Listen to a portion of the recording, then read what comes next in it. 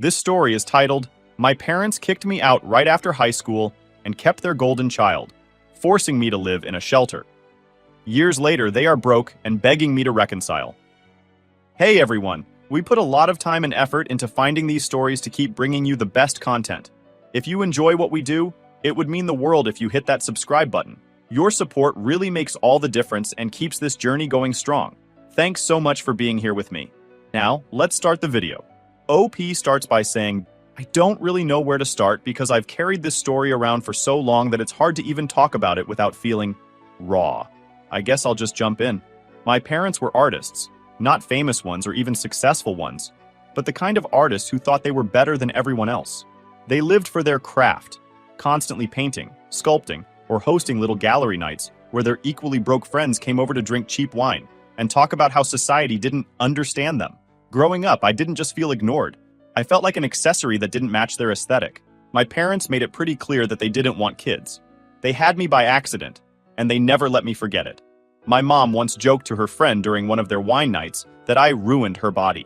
I was maybe 10 at the time. She didn't even care that I was in the next room. My dad was no better. He'd talk about how much money kids cost and how he could have used it to buy new supplies for his studio. Real warm and fuzzy parenting, right? Things got worse when my brother Leo was born. He was the golden child from the start. My parents were obsessed with him. He was the perfect baby, the kind of kid who looked good in photos and always had adults cooing over him. It was like he became their living, breathing art project. They took him everywhere. Gallery openings, art fairs, even coffee shops where they'd sit for hours pretending to be deep thinkers. Me? I was left at home, usually with the TV as my babysitter. I don't even blame Leo. He was just a kid, and honestly, he didn't know any better. But the favoritism was so blatant that even strangers noticed. At one of their art showings, a lady asked my mom why I wasn't in any of the family photos on display. My mom just laughed and said, "She's not very photogenic." That one stuck with me for years. It wasn't just the photos either. My parents would constantly criticize me, whether it was my weight, my clothes, or even the way I walked. My mom once told me I ruined the family's look because I was too awkward. I started avoiding mirrors because I hated what I saw, and I hated how they made me feel about myself. I wasn't pretty, I wasn't graceful, and I wasn't what they wanted. Leo, on the other hand, was everything they'd ever dreamed of. What hurt the most was how little they cared about my accomplishments. I wasn't a bad student. Actually, I was pretty good. I got mostly A's and even won a couple of writing contests. But my parents never showed up to parent-teacher conferences or school events. When I showed my mom one of my awards, she just glanced at it and said, "That's nice. Put it on the fridge or something." Meanwhile, when Leo drew a stick figure, they'd gush about how he was going to be the next Picasso. By the time I was a teenager, I'd given up on trying to impress them. They didn't care. So why should I? I started spending most of my time in my room, reading or watching movies. I'd try to avoid being around them as much as possible, because every interaction just made me feel worse about myself. It wasn't like I had anywhere else to go. My parents didn't have any close friends who had kids, and I wasn't allowed to go out much. They'd say it was because they didn't want me getting in trouble, but I think they just didn't want to deal with the inconvenience. Holidays were the worst. Christmas was basically a non-event in our house. When I was around 10, I begged my parents to get a Christmas tree, and they finally caved and bought one of those cheap fake ones. After that, it became my job to set it up every year. They didn't even bother putting up decorations. They'd just give me some cash and say, "Buy whatever you want for yourself." Birthdays were the same. They'd hand me money and tell me to go pick something out. No cake, no party, not even a happy birthday most of the time. Leo, of course, got the full treatment. My parents would throw these elaborate birthday parties for him, complete with custom decorations and expensive gifts. One year, they even hired a magician. I remember sitting in my room during one of his parties, listening to the laughter and music downstairs, and wondering why I wasn't good enough for that kind of attention. It wasn't just about the presents or the parties. It was the way they treated me like I was an outsider in my own family. They didn't care about my feelings, my needs, or my future. When I turned 16, I thought maybe I could finally connect with them. I asked if I could help out at one of their gallery events, just to feel like I was part of something. My mom laughed and said, "We don't need help, sweetheart, but thanks." That was her nice way of saying no. My dad was more blunt. "You're not really the vibe we're going for." That hurt more than I can even explain. I wasn't the vibe? What did that even mean? Wasn't asking to be a centerpiece. I just wanted to feel included for once. But they didn't want me there. I wasn't pretty enough, thin enough, or cool enough to fit into their artsy world. By the time I graduated high school, I was done trying. I'd already started working part-time at a grocery store to save up money because I knew what was coming. My parents made it clear that I wasn't welcome in their house after graduation. They didn't even try to sugarcoat it. My dad handed me a printed eviction notice. Yes, an actual legal document, and told me I had 30 days to figure it out. Meanwhile, Leo, who was only a year younger than me, got to stay. He wasn't even contributing anything to the household, but that didn't matter. He was their perfect son, their golden boy, and he could do no wrong. I couldn't even be mad at him. He'd grown up with their constant praise and attention, so he didn't really know any other way, but it still felt like a slap in the face. The day I moved out was one of the worst days of my life. I had nowhere to go. None of my friends had space for me, and I didn't have enough money for a deposit on an apartment. I ended up at a women's shelter, sharing a room with 3 other people. It wasn't ideal, but it was better than sleeping on the street. For the first time in my life, I was completely on my own. No family, no safety net, no one to lean on. It was terrifying, but at the same time, it was almost freeing. My parents had thrown me out like I was trash, but at least now I didn't have to live under their shadow anymore. Little did I know, that was just the beginning of the fight for my own life. Moving into the shelter was surreal. I hadn't expected much when I got there, and honestly, that was probably a good thing. The building was old, with peeling paint and creaky floors, but the people were kind in a way I wasn't used to. The staff didn't ask for details unless I wanted to share, and the other residents didn't pry. Most of us were just trying to keep our heads above water. I shared a room with 3 other women. It was cramped, and privacy was almost non-existent, but at least I had a bed. I wasn't sleeping in the cold or on a park bench. The shelter provided meals too. Simple stuff like canned soup or pasta, but it was warm, and it filled my stomach. It wasn't much, but it felt like more care than I'd gotten from my parents in years. The shelter had rules though. We had to be out during the day, either looking for work or attending appointments, which was tough because I didn't even know where to start. I had no savings left after my parents had kicked me out, no work lined up, and no idea how to navigate adult life. The shelter had a resource center with donated clothes and job postings pinned to a corkboard. I spent hours there every day, sending out applications for anything I thought I could handle. The other women at the shelter were the closest thing I had to a support system. Some were older, women who had escaped bad marriages or lost their homes. Others were younger, like me, trying to figure out how to survive on their own. I didn't talk much at first. I was too embarrassed, too ashamed of how I'd ended up there. But one of the older women, Maria, took me under her wing. She told me her story, a brutal tale of being left with nothing after her ex-husband drained their bank accounts. And it made me realize I wasn't alone in feeling betrayed by people who should have cared for me. It was Maria who encouraged me to reach out to my family. "Not your parents," she said firmly, "but anyone else who might help. Sometimes people surprise you." At first, I resisted. My parents had made it clear that I wasn't welcome in their lives, and I didn't want to hear more rejection. But one night, when the shelter was quiet and I couldn't sleep, I dug out the old phone I'd barely been using. I remembered hearing my mom mention Aunt Rebecca once when I was younger. She'd called her practical, in a tone that made it sound like an insult. That's when I realized Rebecca might be exactly the kind of person I needed. I didn't have her number, but a quick search online turned up her work information. She was a nurse at a hospital a couple of states away. I hesitated before dialing, staring at the screen and wondering if she'd even remember me. When she answered, her voice was brisk, professional. "This is Rebecca." I stammered out my name and explained who I was. For a moment, there was silence, and I braced myself for her to hang up. Instead, she said, "Oh my God, are you okay?" That simple question nearly broke me. I hadn't heard genuine concern from an adult in years. I told her everything, how my parents had kicked me out, how I'd ended up in the shelter, and how I had no idea what to do next. She didn't interrupt or ask too many questions. When I was finished, she said, "You don't have to go through this alone. I'm coming to get you." True to her word, Rebecca showed up at the shelter 3 days later. She didn't come empty-handed either. She brought a suitcase full of clothes in my size, toiletries, and even a box of snacks. She hugged me like she hadn't seen me in years, which, I guess, was true. I hadn't realized how much I'd missed being hugged. The car ride to her house was a blur. I was exhausted but relieved. Rebecca lived in a modest 2-bedroom house in a quiet neighborhood.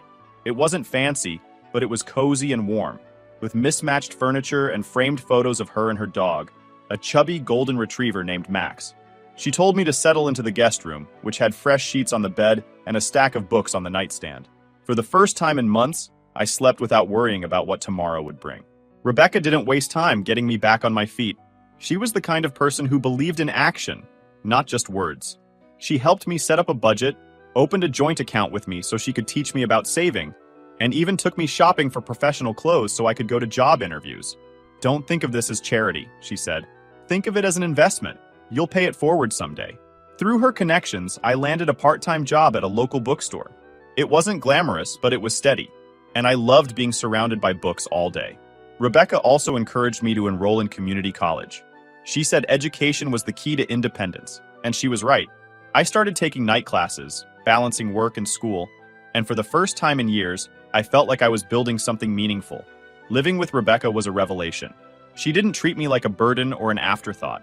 She asked about my day, listened to my stories, and actually cared about my answers. She even helped me rediscover parts of myself I'd forgotten. When she saw some old sketches I'd made, she encouraged me to pick up drawing again. "Art doesn't have to be about impressing anyone," she said. "It's about finding joy in creating." Slowly, I started to heal. The bitterness I felt toward my parents didn't go away, but it started to feel less all-consuming. Rebecca reminded me that family isn't just about blood. It's about the people who show up for you when you need them most. She showed me what it meant to have someone in your corner, and I'll never stop being grateful for that. Life wasn't perfect, of course. Money was still tight, and there were nights when I'd sit in my room and cry because the weight of everything felt too heavy. But I wasn't alone anymore, and that made all the difference. With Rebecca's support, I started to see a future for myself, one where I wasn't defined by my parents' neglect or their obsession with their golden child. I didn't know exactly where I was going, but for the first time in a long time, I felt like I was moving forward. Life with Aunt Rebecca was different in every possible way from what I was used to. For starters, she had routines. There were specific days for grocery shopping, doing laundry, and even taking Max, her golden retriever, to the park. At first, it felt strange. My parents had always lived in chaos, with no schedule other than their endless, artistic inspiration sessions. But soon, the rhythm of Rebecca's life started to make me feel safe. I could count on things happening when she said they would, and that kind of stability was something I'd never had before. One of the biggest challenges was adjusting to being treated like an equal. Rebecca didn't see me as a burden or someone to be pitied. She respected my opinions and gave me responsibilities around the house. At first, I thought it was just her way of being polite, but then I realized she genuinely trusted me. She taught me how to cook, helped me set up my own bank account, and even let me pick out the color for repainting the guest room, which she said was now my room. It was small, but it felt like mine in a way no other space ever had. The bookstore job was another step toward independence. It was a quiet place, tucked away in a corner of town, and it smelled like old paper and wood polish. My boss, Linda, was a kind but no-nonsense woman who loved recommending books to anyone who walked in. She took a liking to me right away and often called me her little protégé, even though I wasn't doing anything special, just shelving books, working the register, and helping customers find titles. Working there made me realize how much I loved books, not just as a way to escape, but as a way to connect with the world. Customers would come in with all kinds of stories, looking for books to help them through breakups, grief, or even just boredom. I started keeping a notebook of the titles people recommended, and over time, I built a small library for myself. I didn't have much money, so most of my books came from the clearance shelf, or were gifts from Linda, who always seemed to find excuses to accidentally overstock something I'd mentioned wanting to read. Community college was harder. I hadn't been in a classroom for a while, and I wasn't sure I could keep up. My first class, Intro to Psychology, was a disaster. I showed up late, forgot to bring a notebook, and couldn't answer a single question when the professor called on me. I left that day feeling like a failure, convinced I wasn't cut out for higher education. But when I got home, Rebecca sat me down at the kitchen table and helped me come up with a plan. "You're not failing," she said.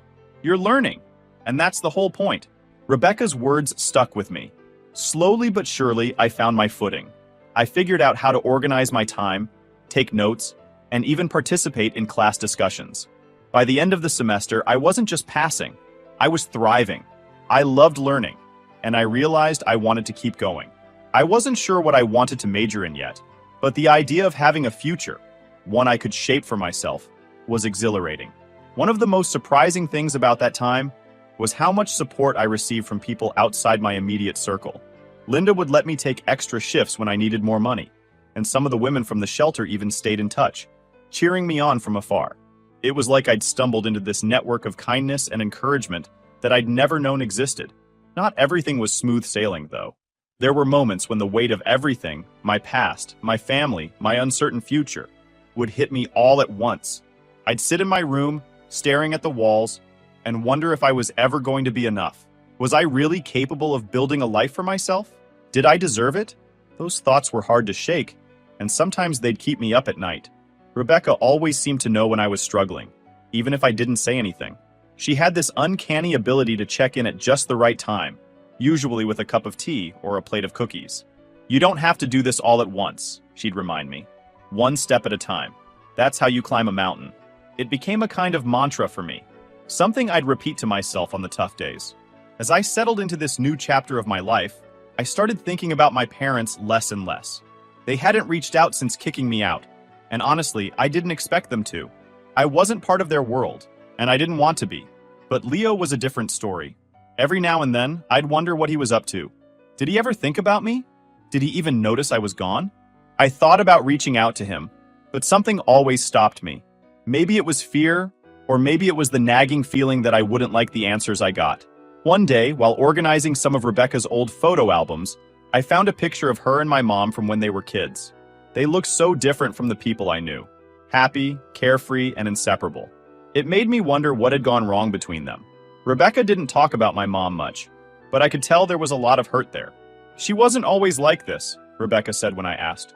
"Your mom had a lot of dreams, and when they didn't pan out, she took it out on everyone else." That explanation didn't make me forgive my mom, but it did make me see her in a different light. She wasn't some untouchable figure. She was just a flawed, fragile person who didn't know how to handle her failures. It didn't excuse what she'd done to me, but it helped me start letting go of the anger I'd been carrying for so long. By the time I'd been living with Rebecca for a year, I hardly recognized myself. I had a job I loved, classes I was excited about, and a sense of purpose I'd never felt before. I wasn't just surviving anymore. I was building a life, and for the first time, I started to believe that I was worth the effort. For a while, life with Aunt Rebecca felt like a safe bubble. I focused on work, school, and figuring out who I was without the shadow of my parents looming over me. But that bubble didn't last forever. One day, out of the blue, I got a text from my younger brother, Leo. I hadn't heard from him since I left home, and seeing his name on my phone screen made my stomach twist. "Hey," the message read. "Been a while, can we talk?" I didn't know how to respond. Leo had always been my parents' golden child, the one who could do no wrong. I didn't resent him for it, not really.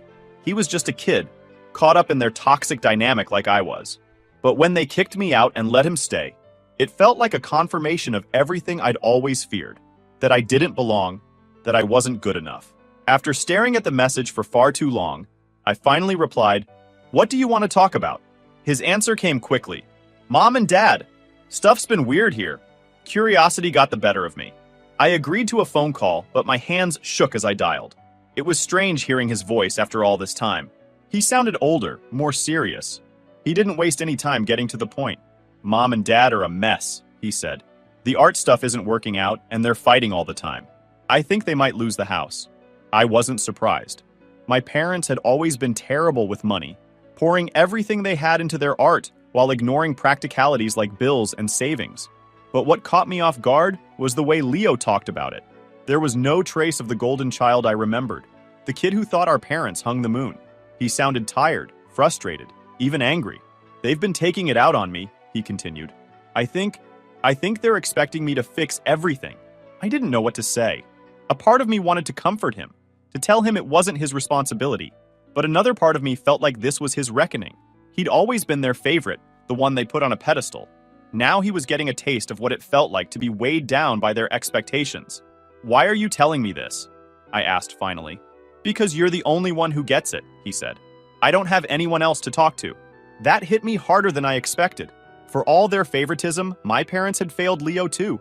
They'd never taught him how to be independent or how to navigate the real world. They'd only ever cared about how he made them look. And now that their lives were falling apart, they were dragging him down with them. Over the next few weeks, Leo and I started talking more. He told me about the fights, the debt, and how our parents were trying to pressure him into helping them sell their art online. They'd even suggested he quit school to focus on the family business. It sounded eerily familiar. like a twisted echo of the life I'd left behind. But as much as I felt for Leo, I couldn't let myself get sucked back into their drama. I had worked too hard to build a life for myself, and I wasn't about to let them drag me down again. When he asked if I could help, I told him the truth. I can't. They made their choices, and they have to deal with the consequences. Leo didn't take it well. He accused me of abandoning him, of being selfish. It hurt, but I stood my ground. You're not a kid anymore, I told him. You have to decide what kind of life you want. Don't let them make that choice for you. Our conversations became less frequent after that. I missed him, but I knew I'd done the right thing. My parents had already taken so much from me. I couldn't let them take more. Then one day, I got a call from Aunt Rebecca while I was at work. Her voice was tense. Your parents showed up at my house, she said. My heart sank. What? They said they were looking for you. They wanted to reconnect. Her tone made it clear she didn't buy their story. I felt a mix of anger and panic. I hadn't told my parents where I was living, and I couldn't believe they'd stoop to dragging Rebecca into their mess. What did you tell them? I asked. I told them to leave and not come back, she said firmly. But I think you should be prepared. They're desperate. Desperate. That word stuck with me. It explained everything. Their sudden interest in me, their attempts to use Leo, even their willingness to show up at Rebecca's door uninvited. Their world was crumbling, and they were grasping at straws. I decided to take action before they could make things worse. I got new locks for the house and set up security cameras, something Rebecca insisted on helping with.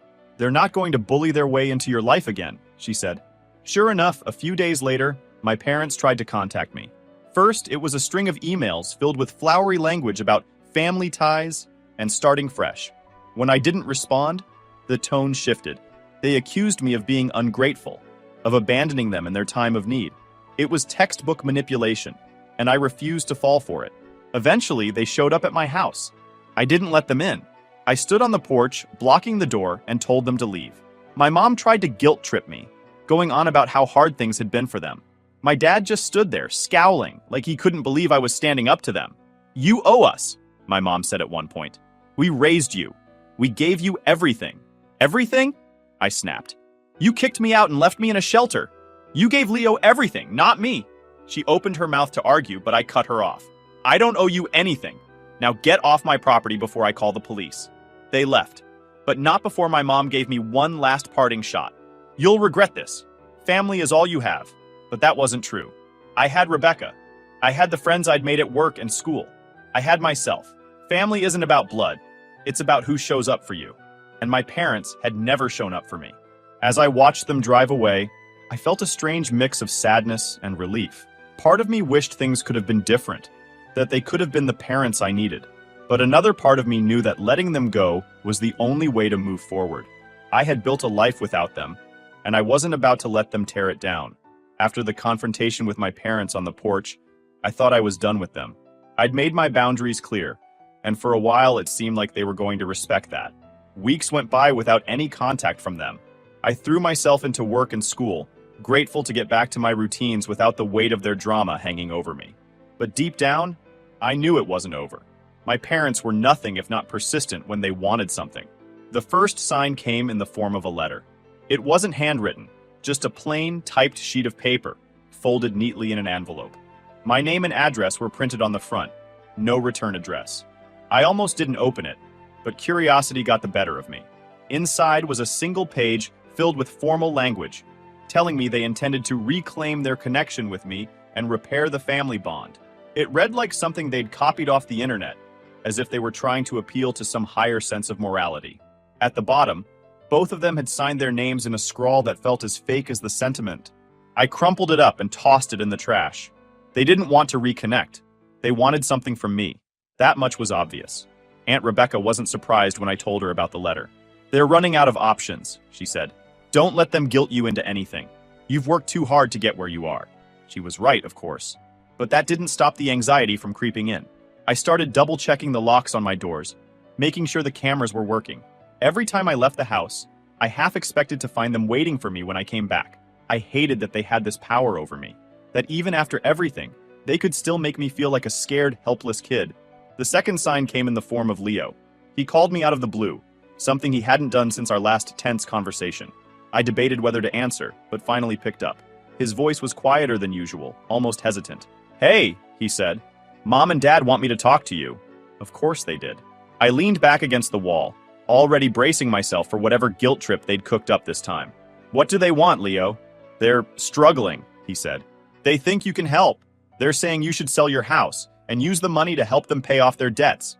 I laughed. Not because it was funny, but because it was so predictable. Let me get this straight. They want me to sell the house I worked my ass off to buy so I can bail them out? After they kicked me out and left me in a shelter? Seriously? Leo didn't argue. I could tell he didn't believe it either, but he was caught in their web just like always. I don't think it's fair, but they're desperate. They're saying it's the least you can do. The least I can do? My voice rose before I could stop it. Leo, they don't care about me. They never have. This isn't about family. It's about them using me like they've used you your whole life. There was a long pause, and I could hear him breathing on the other end of the line. You're right, he said finally.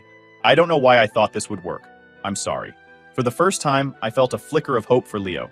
Maybe he was starting to see them for who they really were. You don't have to keep letting them control you, I said. You're an adult now. You can say no. I don't know if I'm ready for that, he admitted, but I'll think about it. It wasn't much, but it was a start. The final straw came a few weeks later. I came home from work one evening to find a moving van parked in front of my house. My stomach dropped as I saw my parents standing on the porch, their arms crossed like they were waiting for me. I didn't even bother getting out of the car. Instead, I grabbed my phone and called the police. When the officers arrived, my parents tried to play the victim. My mom started crying, saying I'd invited them to move in and then changed my mind.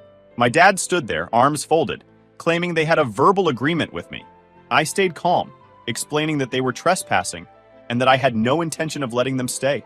Thankfully, the cameras I'd installed caught everything. Their arrival, their attempts to break in, even their argument on the porch about whether I'd actually let them in. The footage shut down their lies in an instant. The police gave them a choice: leave voluntarily or be removed. My parents chose the former, but not without plenty of theatrics. My mom sobbed dramatically as she packed her things back into the van, while my dad muttered under his breath about ungrateful children. I watched from the window, feeling a strange mix of anger and relief. This was the last time they'd ever try to worm their way back into my life. After they left, I changed all the locks again, even though they hadn't gotten inside. Rebecca came over that weekend to help me install new cameras and reinforce the windows. You've done everything right, she said. They're grasping at straws now. But even with her reassurance, I couldn't shake the lingering fear. What if they tried something else? What if they never gave up? The answer came a few months later when I got a call from Leo. They're gone, he said, his voice heavy. They moved to another state to live in one of Mom's inherited properties. I think they've finally given up on you. Hearing that felt like a weight lifting off my chest. For the first time in years, I felt free. I wasn't looking over my shoulder anymore, waiting for the next crisis to hit. My parents were out of my life, and I intended to keep it that way. These days, I focus on the things that matter: my job, my classes, and the future I'm building for myself. Rebecca is still my rock, always there to offer advice or just listen when I need to vent. Leo and I are slowly rebuilding our relationship. Though it's complicated, he's still tied to our parents in ways I'm not, but I hope he'll find his own way out someday. As for my parents, I don't think about them much anymore. They made their choices, and I've made mine. They may have tried to define me as the problem child, the one who didn't fit their mold, but I've proven that I'm so much more than that. I've built a life for myself, a real life, full of people who love and support me, and that's something they can never take away.